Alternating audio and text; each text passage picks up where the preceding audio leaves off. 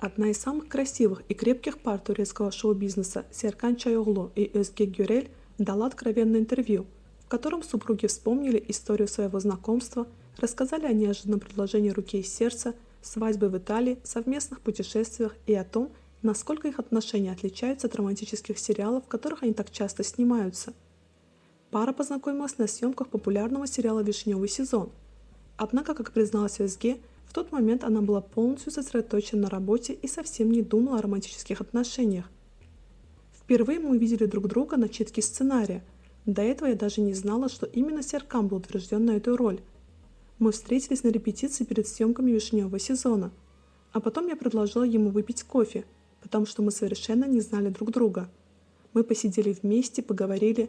Если честно, тогда у меня не сложилось какого-то особого мнения о Серкане. Я была очень сосредоточена на работе. Это были наши первые главные роли. Мы оба очень волновались, и все мое внимание было направлено именно на проект, а не на Серкана.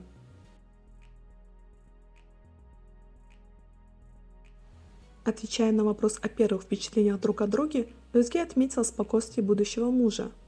Мне показалось, что он очень спокойный человек, спокойный и в целом довольно легкий в общении, гармоничный. Сам Серкан признался, что Özge сразу привлекла его внимание своей энергией. Для меня Özge была очень интересной женщиной. Она очень разговорчивая, у нее всегда много энергии. Она буквально забирает на себя энергию своего окружения. Поэтому она сразу привлекла мое внимание. На самом деле, она была моей полной противоположностью. Я, скорее всего, где-нибудь тихо сидел в сторонке и спокойно наблюдал за происходящим. Не обошлось и без разговора о милых прозвищах внутри семьи.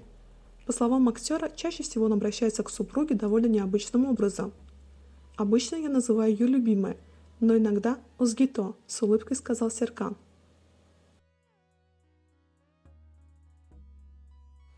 Особенно трогательной частью беседы стали воспоминания о предложении руки и сердца, которое произошло в совершенно неожиданной и очень домашней обстановке. Özge призналась, что в тот момент абсолютно ничего не подозревала. У меня вообще не было никаких догадок. Это был период, когда я совсем не ожидала ничего подобного. Более того, тема свадьбы тогда даже не обсуждалась.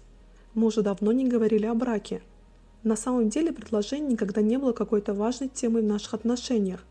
Наверное, несколько лет назад мы как-то сказали друг другу: «Ну когда-нибудь поженимся», и на этом разговор закончился. Серкан как раз вернулся из рабочей поездки, и, как оказалось, за ту неделю было множество моментов, которые должны были вызвать у меня подозрения, но я ничего не заметила, просто потому, что мои мысли были совершенно о другом.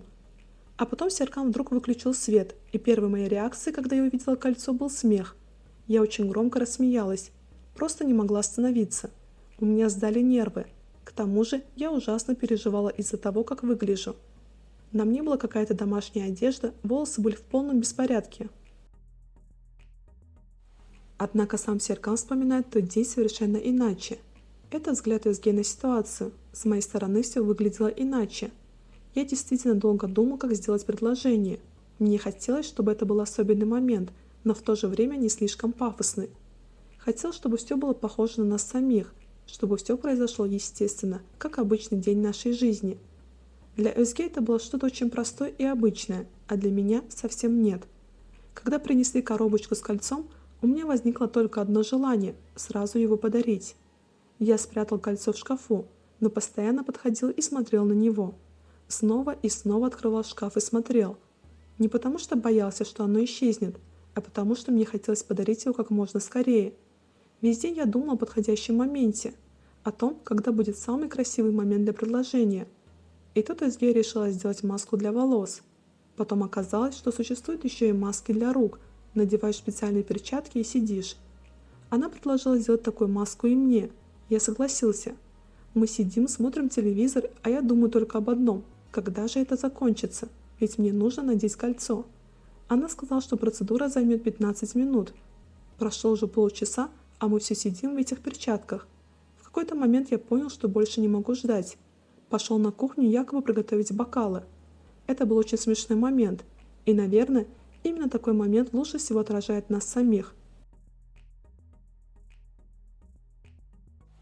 Супруги также вспомнили свою свадьбу в Италии и признались, что ничего не стали бы менять в том особенном дне.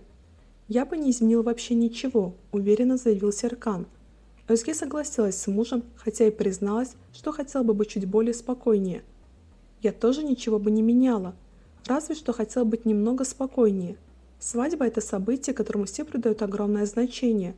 Мы специально хотели сделать все очень камерно, только самые близкие люди, минимальный формат.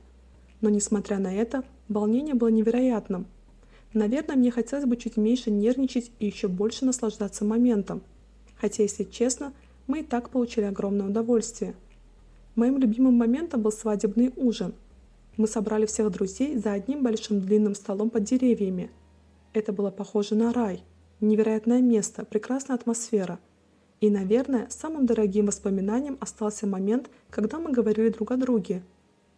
Серкан же рассказал о другом эпизоде, который навсегда остался в его памяти. Да, когда мы впервые увидели это место, сразу поняли – это точно оно. Но для меня есть еще один особенный момент, который до сих пор стоит перед глазами. Место было невероятно красивым, старинное историческое здание. Все готовились к церемонии. Özge находилась в соседней комнате. Я собирался у себя.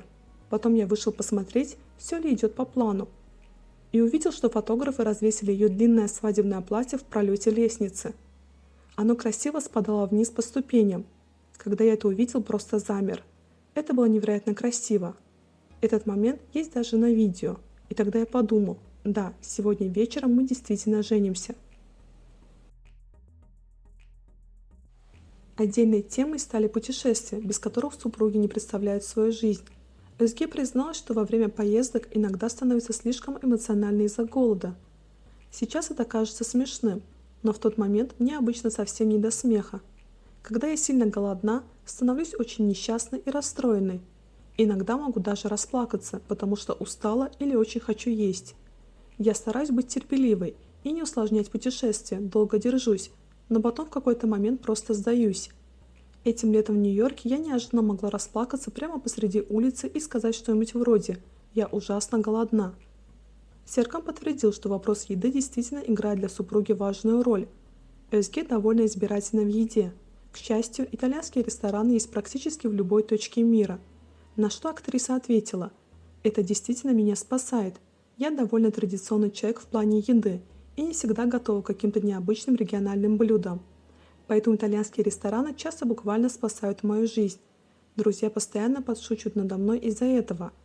А о Серкане могу сказать одно: он лучший попутчик в мире. Он невероятно ориентирован на поиск решений.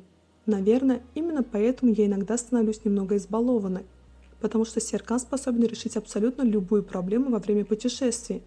Конечно, это не совсем правильно перекладывать все на него, но стоит мне это сделать, как он действительно все.